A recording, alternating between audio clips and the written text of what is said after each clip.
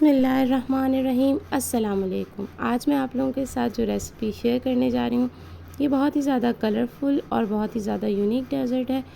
ये बड़े और बच्चे सभी बहुत ज़्यादा पसंद करते हैं। इसका नाम है ब्रोकन ग्लास जेली और इसको आप ब्रोकन ग्लास जेलो भी कह सकते हैं। जिस तरह से मैं आपको बनाना सिखाऊंगी, ये बनाना बहुत ही ज़्यादा आसान और जायका मज़ेदार होगा। सबसे पहले हम जेली बनाएंगे। जेली के लिए जो डब्बे की इंस्ट्रक्शन पर लिखा होगा पानी की क्वांटिटी, आपने उसकी हाफ़ डालनी है। जो मैंने जेली ली थी इसमें 2 कप लिखा हुआ था, तो मैंने इसके अंदर 1 कप पानी डाला था और उसके अंदर जेली डाल के इसको 1 मिनट तक मिक्स कर लिया। तो ये मेरी जेली रेडी हो गई है और इसको मैं एक बर्तन में निकाल दूँगी। इस तरह से जेली जो है ना बहुत सख्त और अच्छी सी रेडी होती है और बहुत अच्छी सी क्यूब्स इसकी कट होती हैं। और इसके बाद फिर मैंने 1 कप पानी लिया और इसके अंदर अपनी स्ट्रॉबेरी फ्लेवर की जेली को डाल दिया, मिक्स कर दिया। 1 मिनट तक इसको मैंने पका लिया और ये जेली भी रेडी हो गई। इसके बाद दोबारा मैंने पैन में 1 कप पानी लिया और उसको जो है फ्लेम को ऑन कर दिया और इसके अंदर जो है मैंने ब्लूबेरी फ्लेवर की जेली को डाल दिया था और इसको मिक्स कर लिया और ये भी रेडी हो गई। आप हमेशा याद रखें, जब भी डिब्बे के इंस्ट्रक्शन पे अगर 2 कप है तो आप 1 डालेंगे और अगर 1 कप है तो हाफ़ डालेंगे, तो आपकी जेली अच्छी से जमेगी।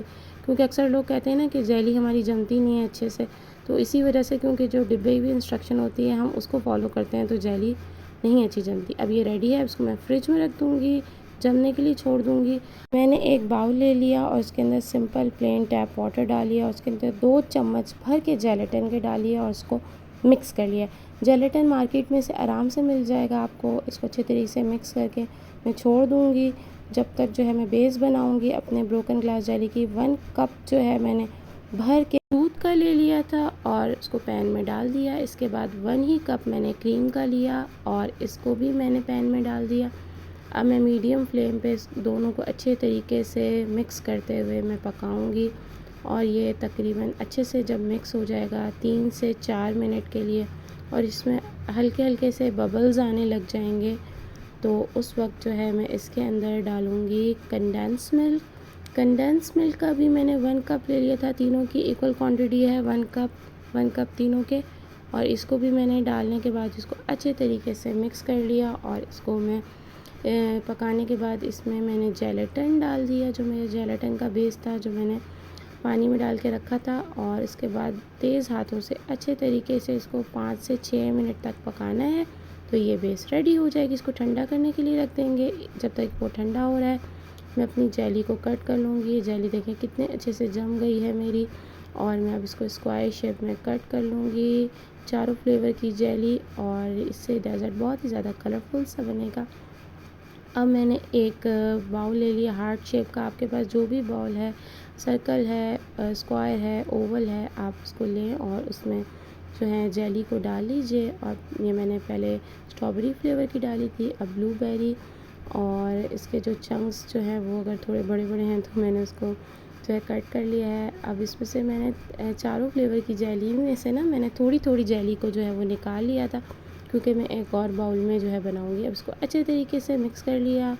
अब ये मेरे एक बाउल जो है वो रेडी है और इसी तरीके से आप इसके देखें कलर्स कितने अच्छे हैं, कलरफुल है ये दूसरा बाउल जो है वो भी आप देख सकते हैं मेरे स्क्रीन पे, ये भी रेडी हो चुका है।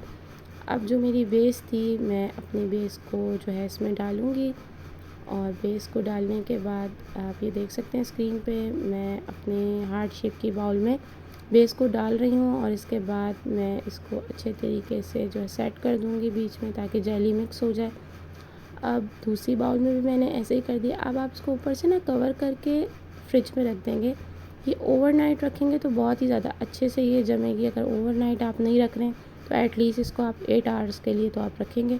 उसके बाद आप ऊपर से इसको कवर कर दें किसी भी चीज़ से। मैंने इसको ऊपर से कवर कर दिया है और कवर करने के बाद अब इसको मैं फ्रिज में रख दूँगी ओवरनाइट के लिए। ये बहुत अच्छे से जम जाएगा।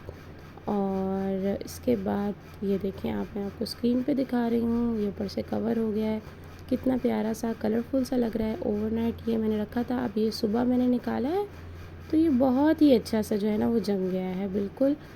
और अब ये जो मैं आपको स्टेप बता रही हूँ ना, ये बहुत ही ज़्यादा इम्पॉर्टेंट है। आपने इसको निकालना इस तरह से है ना कि आपका ये जो है जेली टूटे नहीं, ताकि आपकी सारी मेहनत बर्बाद ना हो जाए।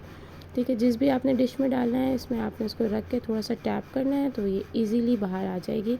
आप ये देखें कितनी सॉफ्ट और कलरफुल और जिगली जिगली सी ये बनी है और ये टेस्ट में भी बहुत ज़्यादा यमी होती है। अब मैं आपको इसको कट करके दिखाऊंगी। देखें कितनी ज़बरदस्त ये लग रही है और टेस्ट में भी ये बहुत ही ज़्यादा अच्छी है, क्रीमी और यमी यमी। आप लोगों को अगर ये मेरी रेसिपी पसंद आई है तो आप इसको ज़रूर ट्राई कीजिएगा और अपने फ्रेंड्स एंड फैमिली के साथ शेयर कीजिएगा और मुझे कमेंट करके बताइएगा कि आपको ये मेरी रेसिपी कैसी लगी। और अगर अभी तक आप लोगों ने मेरे चैनल को सब्सक्राइब नहीं किया है तो चैनल को सब्सक्राइब कर दीजिए और बेल आइकन भी प्रेस कर दीजिए ताकि फ्यूचर में आने वाली तमाम वीडियो की नोटिफिकेशन आप लोगों के पास आ जाए। जज़ाकल्लाह, अपना बहुत ख्याल रखिएगा। अल्लाह हाफ़िज़।